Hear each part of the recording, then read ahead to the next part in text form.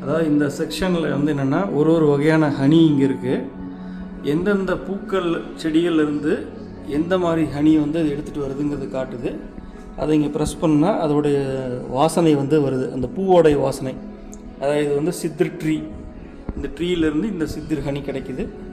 அதே மாதிரி இது ஒன்று டால் ட்ரீ, இது ஒன்று. இதுதான் இருக்கிறதுலே ஆன்டி ஆக்சிடென்ட் அதிகமாக இருக்கக்கூடிய தேன் அப்படின்னு சொல்கிறாங்க, தால் ட்ரீ. இது அக்கையா,